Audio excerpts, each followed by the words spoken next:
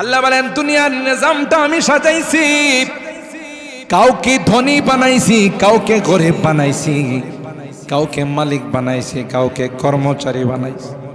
কেউ সিএনজি চালক, আবার কেউ সিএনজির প্যাসেঞ্জার, কেউ চালক, কেউ প্যাসেঞ্জার, কেউ অটো চালায়, কেউ আবার প্যাসেঞ্জার, কেউ দোকানের মালিক, কেউ দোকানের কর্মচারী, আবার কেউ কাস্টমার।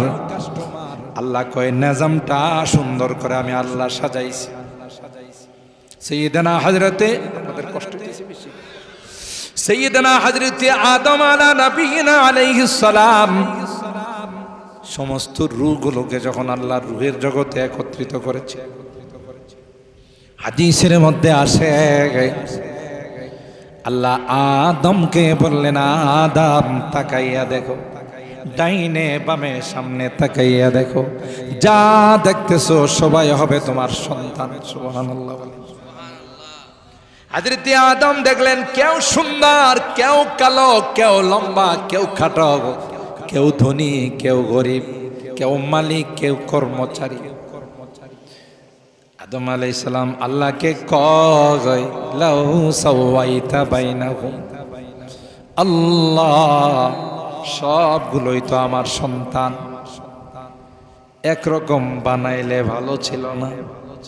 কাউকে লম্বা বানাইছেন, কাউকে খাটো বানাইছেন, কেউ কৃষ্ণাঙ্গ, কেউ শ্বেতাঙ্গ, কেউ কালো, কেউ ধল, কেউ ধনী, কেউ গরিব, কেউ মালিক, কেউ ফকির, কেউ আমির। কথা বলেন ঠিক কিনা? এখান থেকে শিক্ষা নিতে হবে, বাবা যিনি হয়, মা যিনি হন, সন্তানদের প্রতি তাদের একরকম দৃষ্টি রাখা উচিত। এক সন্তানকে 2 কানি জমিন দেয়া গেছেন, আর এক সন্তানকে কিছু দেন নাই। এরকমের লোক তো রাধিকা নাই, ব্রাহ্মণবাড়িয়াতে নাই। একজনকে বেশি দেয়, আরেকজনকে কম দেয়। এই কারণে সন্তানদের মধ্যে মারামারি হয়। কথা কয় না? সন্তানদের মধ্যে মারামারি হয়, তোরে বাবা বেশি দেয়া গেছে, আমারে কম দেয়া গেছে, কেন এটা করল? এই ভাগ আপনি দেওয়ার কে? আপনি দুনিয়া থেকে চলে গেলে আল্লাহর কালাম যার যার বন্টন, যার যার অংশ তার কাছে পৌঁছাই দিবে। আপনি বেইনসাফি করতে গিয়ে তাদের মধ্যে ঝগড়া লাগান, তাদের মধ্যে বাকবিতণ্ডা হয়, মারামারি হয়। বাবার উচিত সবার প্রতি একরকম দৃষ্টি রাখা, একজনের প্রতি সুনজর, আর একজনের প্রতি কুনজর। এটা আসলে প্রকৃত অর্থে বাবা নয়। কথা কয় না? ভাগ করতেছেন মনে হয়? কোরআনের কথা, হাদিসের কথা। হযরত আদম বললেন, লাউ সাওয়াইতা বাইনাকুম, সন্তান যেহেতু সবগুলো আমার, আল্লাহ সমান করে বানাইলে ভালো ছিল না? সবাই ধনী, সবাই সুন্দর, সবাই লম্বা, সবাই শিক্ষিত। আল্লাহ ডাক দিয়া কয়, আদম তুমি বুঝবা না কি জন্য বেশ কম করে বানাইছি। যদি সবাই যাত্রী হতো, সিএনজি চালানোর লোক পাওয়া যাইত। সবাই যদি মালিক হতো, তাহলে কর্মচারী পাওয়া যাইত না। সবাই যদি ধনী হতো, তাইলে কামলা পাওয়া যাইত। এখন দেখবেন আল্লাহ এমন সুন্দর করে সাজাইছেন, আপনি রাধিকা থেকে ব্রাহ্মণবাড়িয়া যাবেন, অটো চালক, সিএনজি চালক দাঁড়াই থাকে। ভাই শহরে যাবেন, কাউতুলি যাবেন, ভাদুঘর বাস স্ট্যান্ডে যাবেন, আসেন। ওখানে আপনাকে এত কষ্টের মধ্যে বিভিন্ন গর্তের মধ্যে চালায়া নেওয়া যায়। আপনি যখন 20 টাকা, 30 টাকা, 40 টাকা তাকে দেন, সে কিন্তু খুশিতে আনন্দে আত্মহারা হয়ে যায়। আপনি হাঁটা লাগে নাই, আপনি সিএনজি করে আপনার গন্তব্যে পৌঁছে গেলেন, আর ওই সিএনজি চালক সিএনজি চালাইয়া সেও খুশি, আপনি ওখানে পৌঁছে খুশি। জোরে বলুন ঠিক কিনা? রিক্সা চালাই, রাত নাই, দিন নাই, বৃষ্টি নাই, রুদ্র নাই, আপনি যখন রিক্সাতে ওইটা জায়গা মতো পৌঁছে যখন তারে 50 টাকা 60 টাকা দেন, খুশি হয় না বেজার হয়? টাকাটা পায় কয়, স্যার আমার নাম্বারটা নিয়ে যান, যত রাতে হোক আপনি ফোন দিলে আমি আইসা পড়ব। কয় না?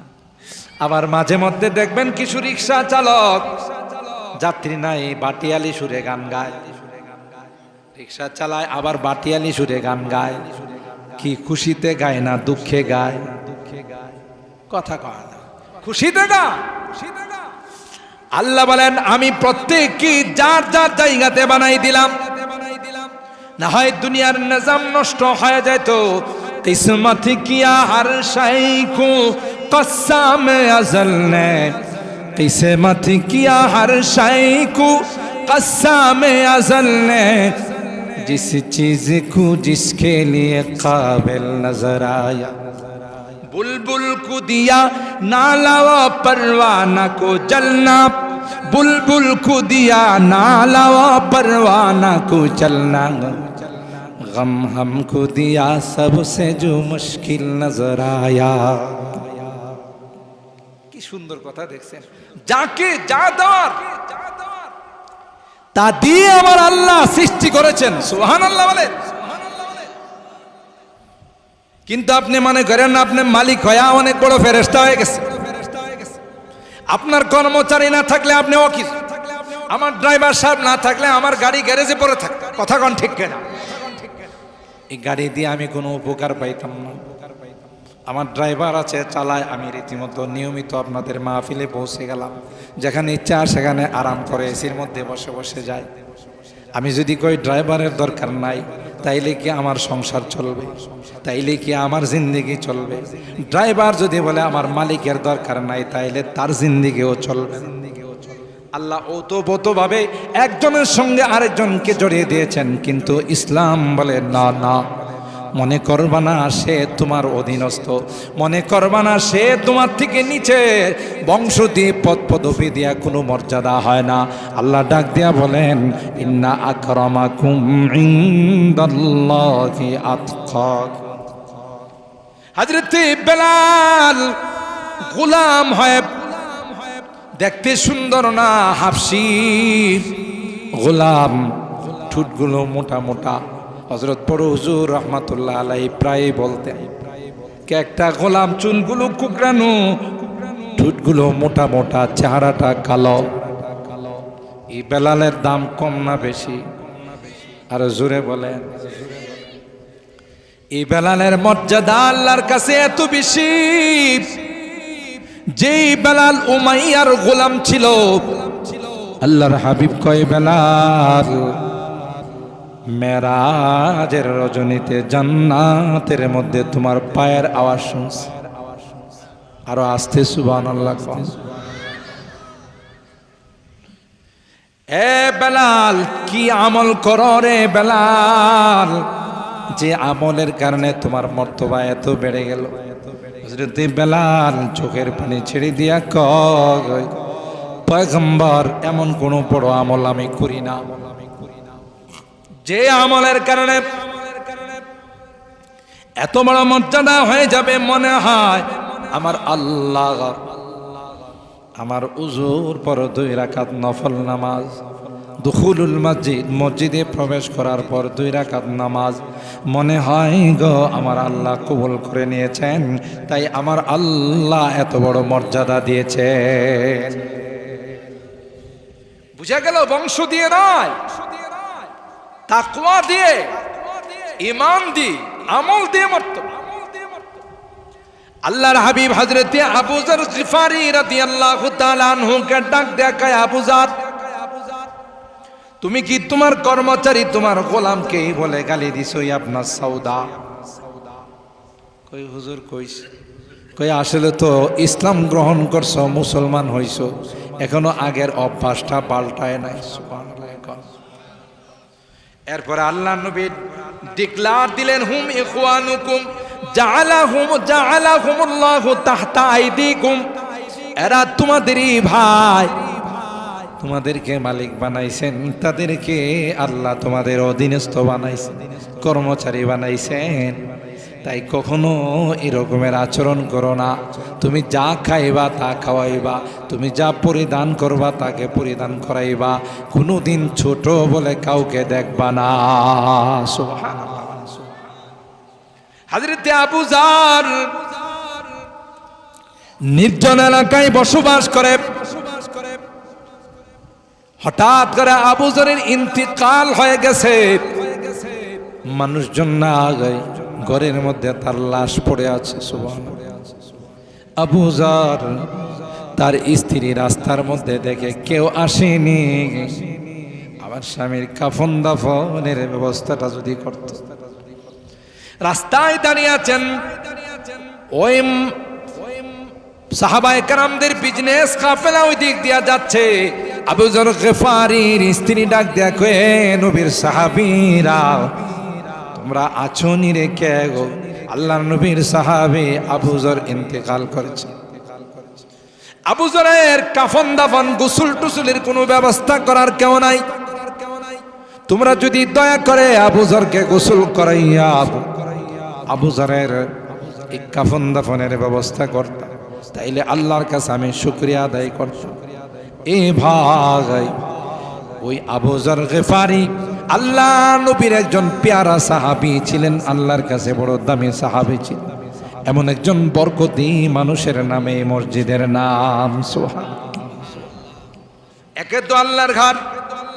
কোরআনের সূরা জিনের যে আয়াত আমি তিলাওয়াত করেছি 18 নম্বর আয়াত, আল্লাহ বলেন ওয়া আন্নাল মাসাজিদা লিল্লাহি ফালা তাদউ মা'আল্লাহি আহাদা। মসজিদগুলোর মালিক কি? সভাপতি সাহেব কয় না, কথা কয় না। মসজিদের মালিক কি? সেক্রেটারি সাহেব। মসজিদের মালিক কি? ক্যাশিয়ার সাহেব।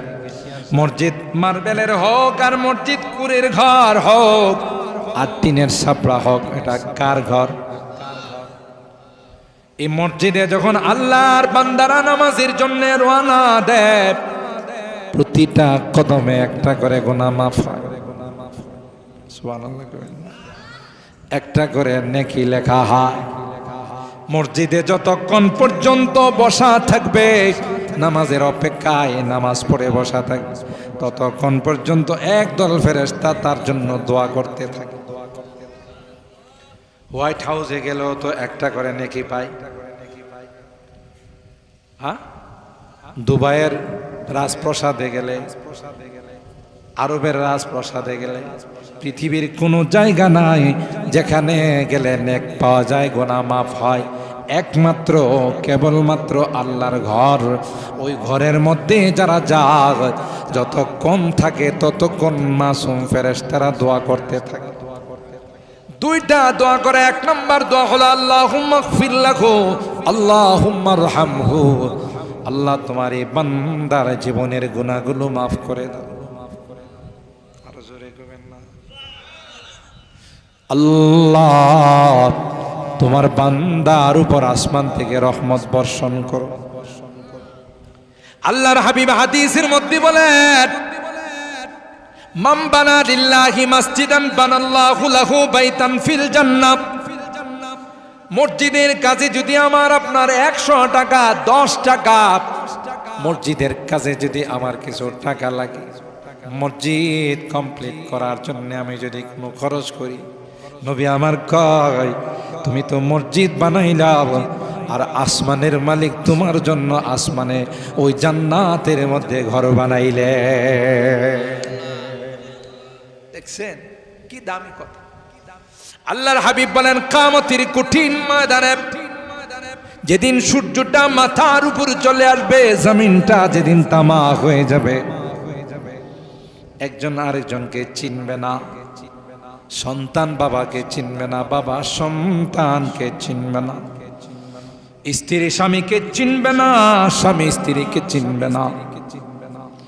ইয়াউমা ইয়াফিরুল মারউ মিন আখিহি ওয়া উম্মিহি ওয়া আবিহি ওয়া সাহিবাতিহি ওয়া বানি লিকুল্লি ইমরিইম মিনহুম ইয়াউমা ইযিন শা'নুন ইউগনি।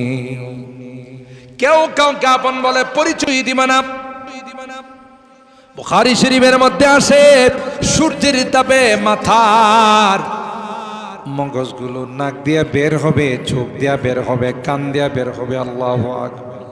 আর একটু জোরে বলেন আল্লাহু আকবার। ঘামতে ঘামতে কাহারো ঘামের পানি হাঁটু পর্যন্ত আসবে, কাহারো কোমর পর্যন্ত, কাহারো সিনা পর্যন্ত, কাহারো গলা পর্যন্ত। গোটা কিয়ামতের ময়দানটা পেরেশান হয়ে যাবে। কিয়ামতের ময়দানের মানুষগুলো অস্থির হয়ে আদমের কাছে যাবে। হযরত আদমকে বলবেন সুপারিশ করুন, আনতা আবুনা ওয়া সাইয়্যিদুনা খালাকাকাল্লাহু বিয়াদিহি ওয়া নাফাখা ফীকা রূহ ওয়া আসজাদা লাকাল মালায়েকা। আল্লাহ আপনাকে নিজের হাতে বানাইছেন, ফেরেশতা দিয়া সিজদা করাইছেন। সুতরাং সব কিছু আল্লাহ আপনাকে মর্যাদা দিয়েছেন। কঠিন দিন থেকে রক্ষা পাওয়ার জন্য আপনি সুপারিশ করুন। হযরত আদম বলবেন লাস্তু হুনাকা, নাফসি নাফসি বলবেন। এইভাবে সব নবীরা জবাব। আল্লাহ পাক ডাক দেয়া কয়, আমার যে বান্দা বান্দিরা মসজিদের সঙ্গে সম্পর্ক রাখছে, আমি আল্লাহ তাদেরকে কিয়ামতের কঠিন ময়দানে আমি ওই তাদের সূর্যের তাপ তাদের গায়ে লাগাবো না, আর সে আজিমের নিচে আমি আল্লাহ এসি রুমের ব্যবস্থা করে দিব। মসজিদের সাথে সম্পর্ক রাখলে লাভ না লস? মসজিদকে আবাদ কর। 5 ওয়াক্ত নামাজ মসজিদে পড়লে মসজিদের যখন যা জরুরত হবে, ফ্যানের দরকার, টাইলসের দরকার, সিমেন্টের দরকার, আমি আমার সাধ্য মতো যদি আমার ইনকাম এখানে কিছু শিরকত করতে পারি, তাইলে আমি বিশাল কাজ করে ফেললাম। আল্লাহর ব্যাংকের মধ্যে আমি এমন অ্যামাউন্ট জমা করে দিলাম, যখন পৃথিবীর সকল ব্যাংকগুলো অ্যাকাউন্টগুলো ক্লোজ হয়ে যাবে, আল্লাহর ব্যাংকের অ্যাকাউন্ট খুলে দিবে। আফসোস হবে।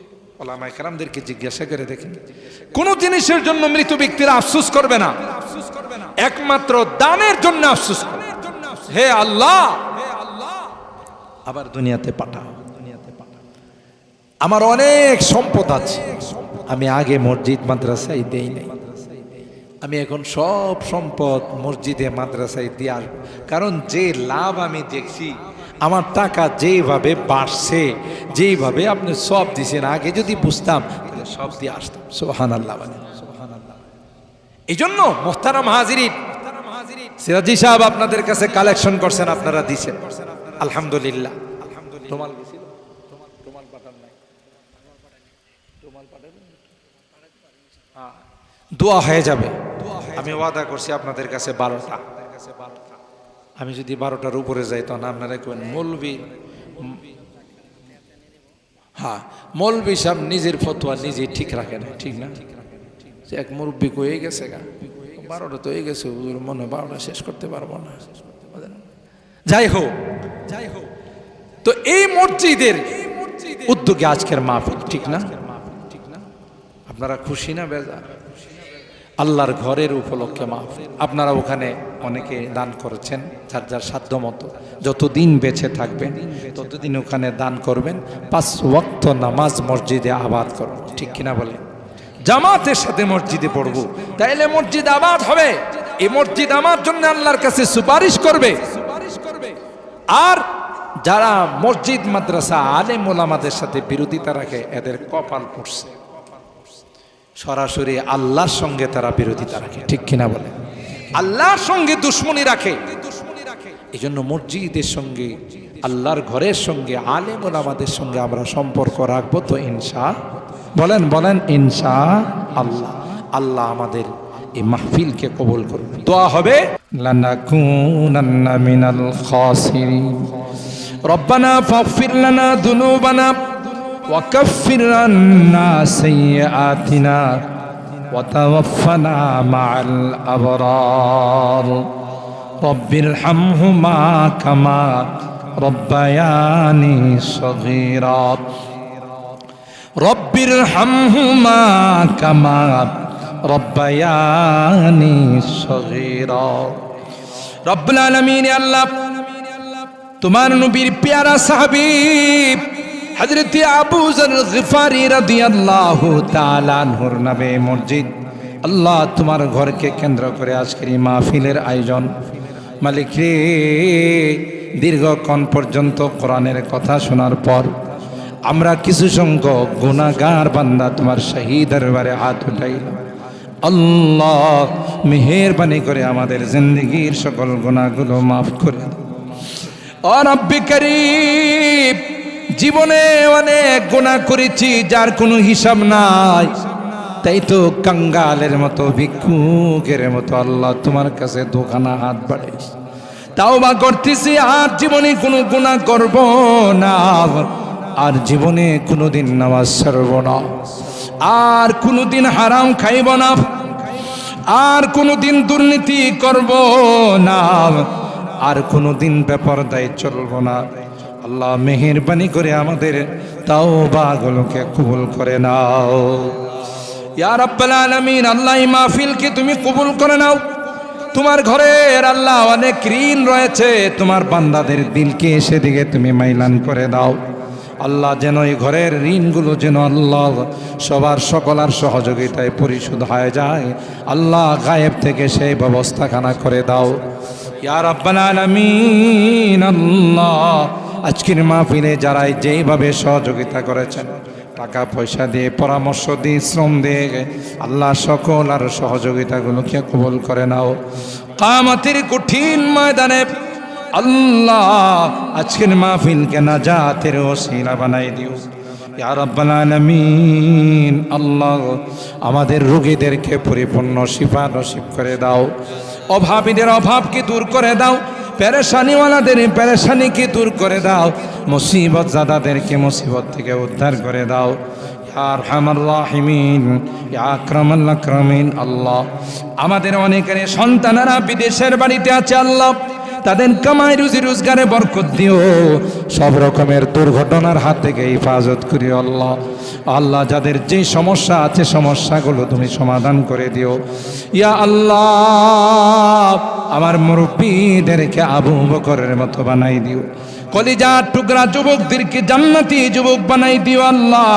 পর্দার আড়াল থেকে যে মা বোনরা হাত উঠাইছেন আল্লাহ, আমার মা বোনদেরকে আল্লাহ আবেদা জাহেদা সালেহা নেককার দিনদার আম্মা জান খাদিজাতুল কুবরা আয়েশা সিদ্দিকা ফাতেমাতুজ জাহরার মতো বানাই দিও আল্লাহ ইয়া রাব্বাল আলামিন। আল্লাহ